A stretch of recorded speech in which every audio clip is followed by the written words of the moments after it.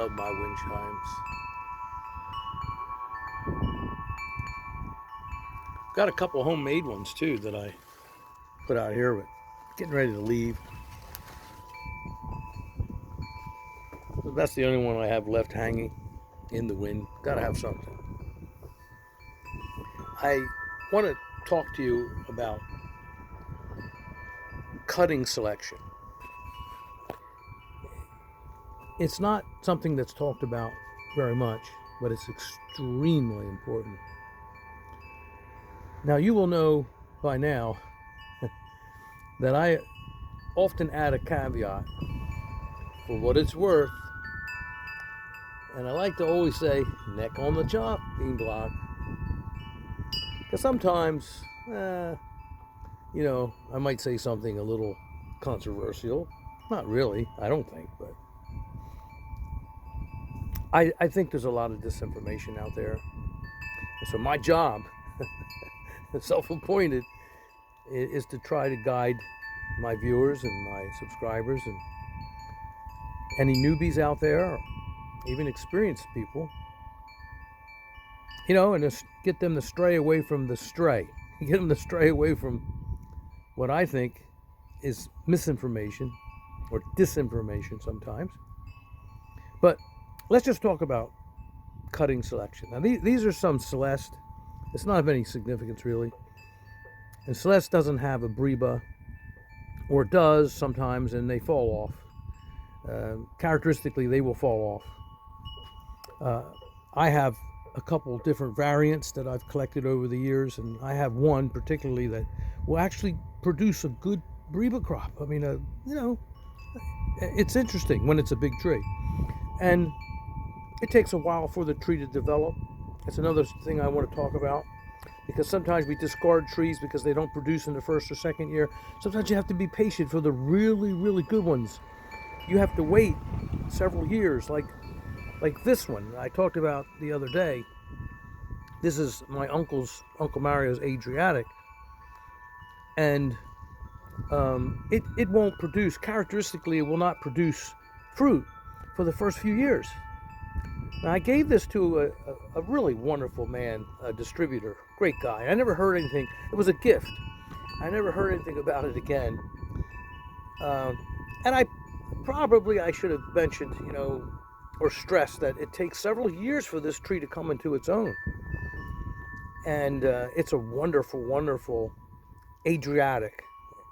And it's got a tangy, wonderful flavor. It's worth waiting for. And once it starts to yield fruit, it's an abundant yielder, and it makes a lot of Breba, uncharacteristic of the Adriatic group of figs. Now, let's get back to the cuttings. Now, these are Peter Honey cuttings. Okay, let's talk about this for a second. This is so important. Okay, these I'm doing for a friend. Maybe I'll mention his name.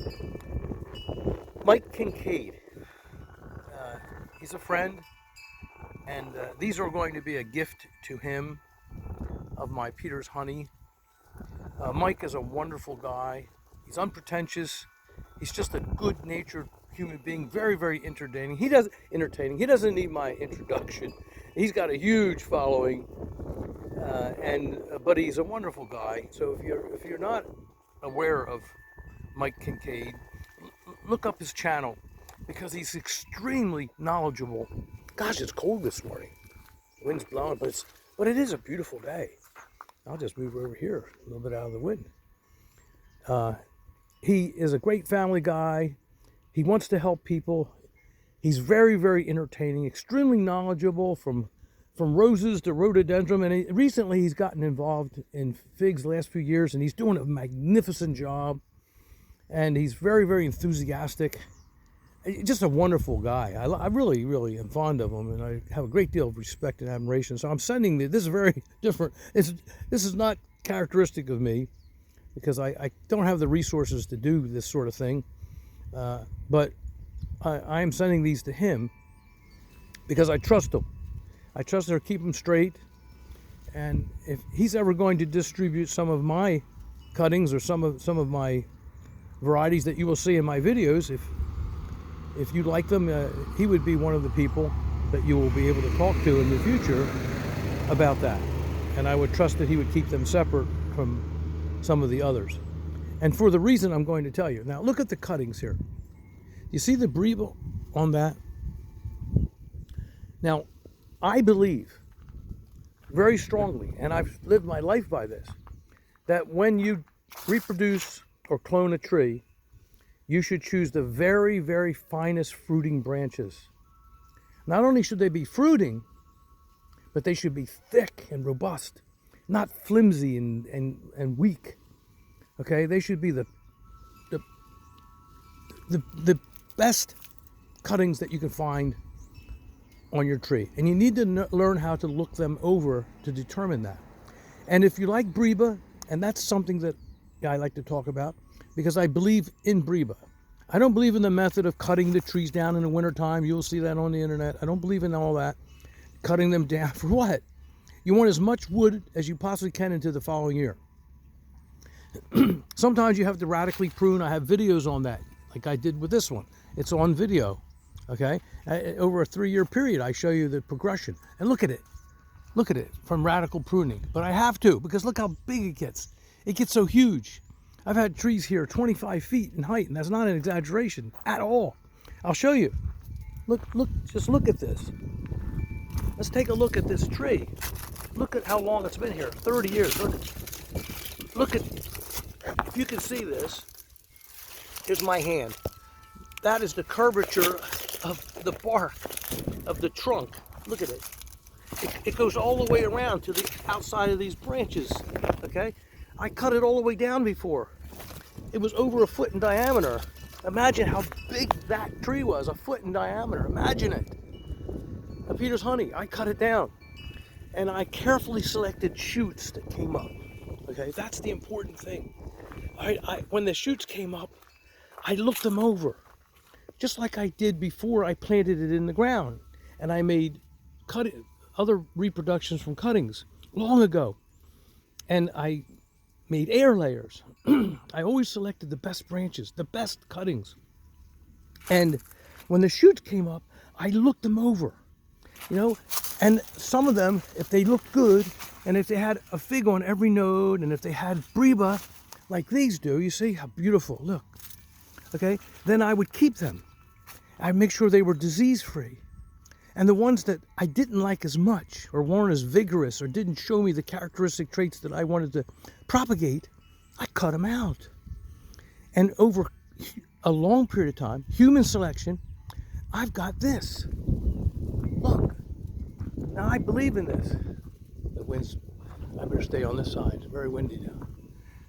Look at that. Look at the growth. Look at the new growth. This is just 1 year's new growth from there to there.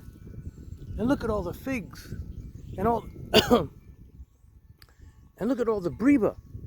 So if you want Breba, choose cuttings that have Breba.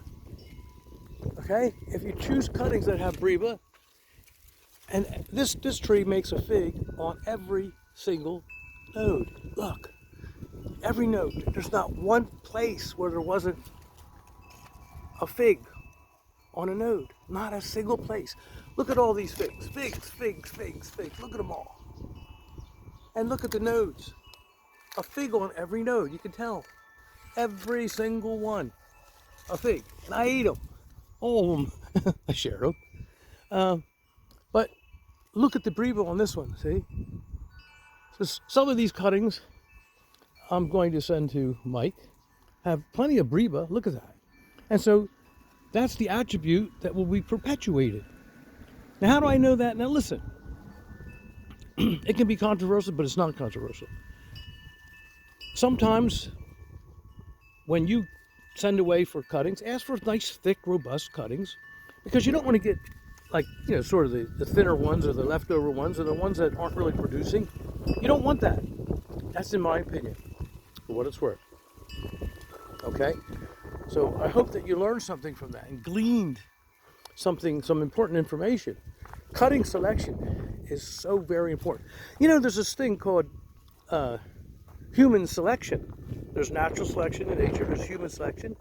And human selection, what is an example of that? Okay, let's do an example. Boy, this wind is something. Let me see where I can get out of this wind, because I'm worried that it feels kind of good. It's refreshing, but I'm afraid it's going to be very noisy. Look at racehorses, for instance. Look how much a breeder will pay for a stud services.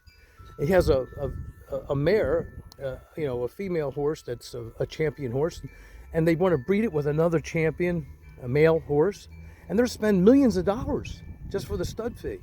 Why is that? To perpetuate the genes, the best for the best. Look what we've done with the dog species, the dog breeds. Look how many variable breeds there are, okay?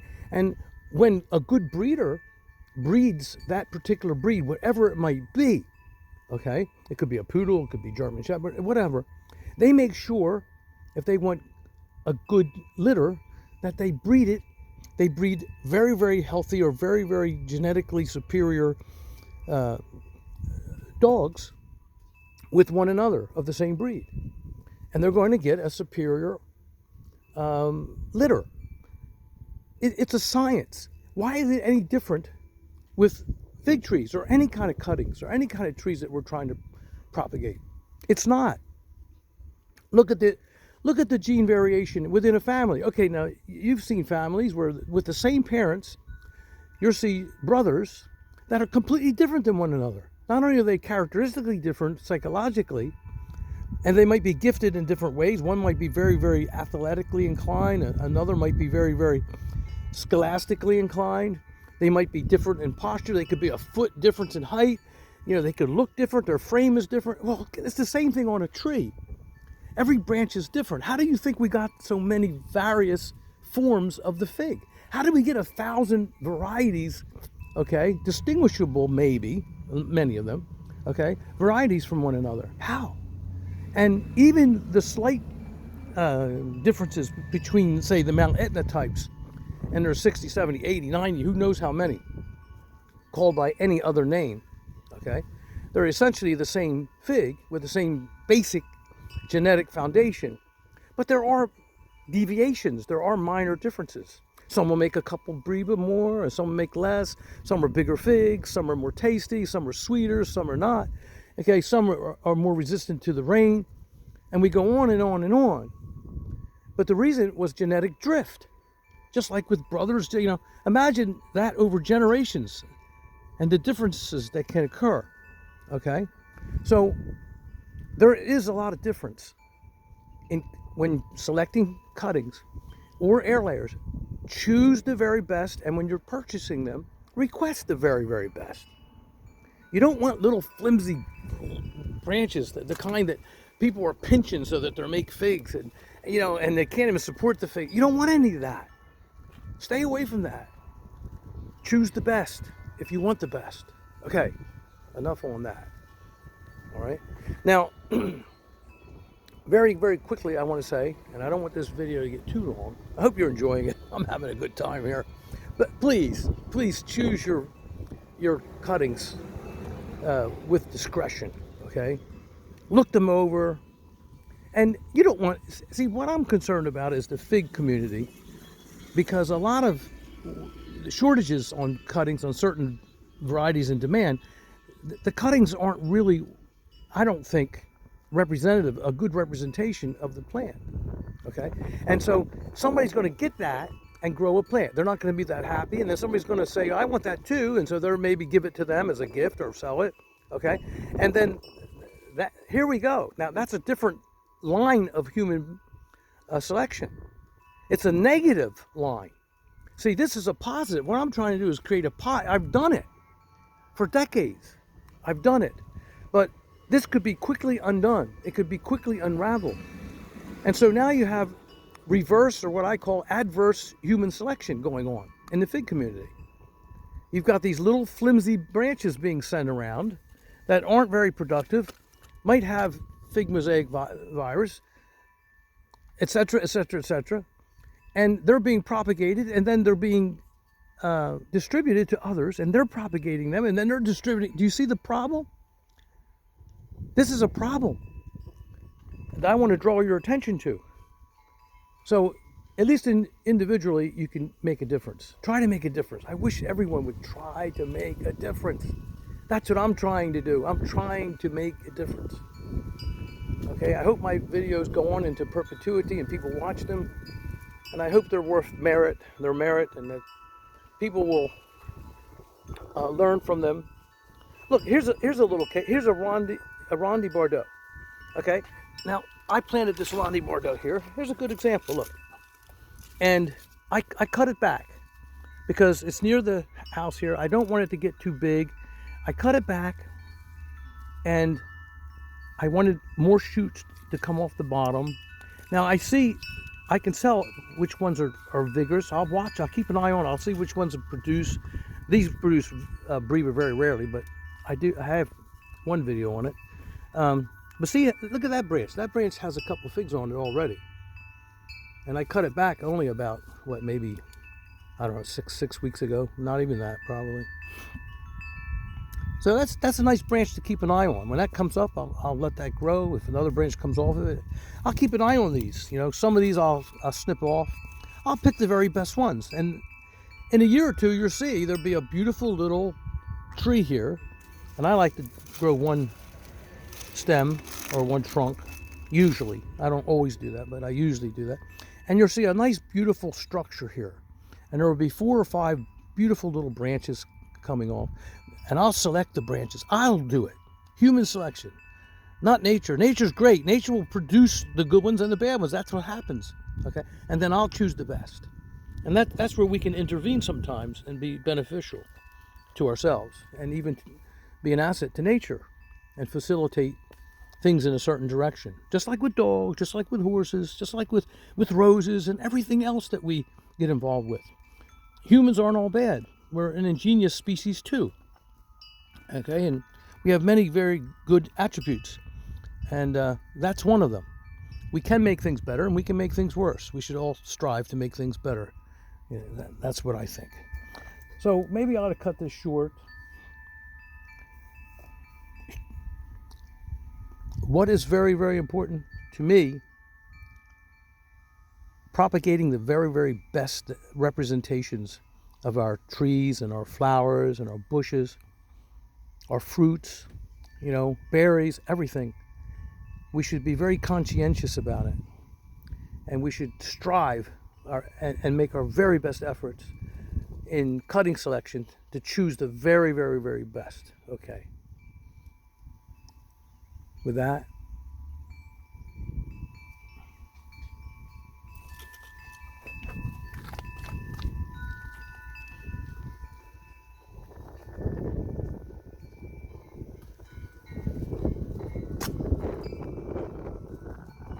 good day.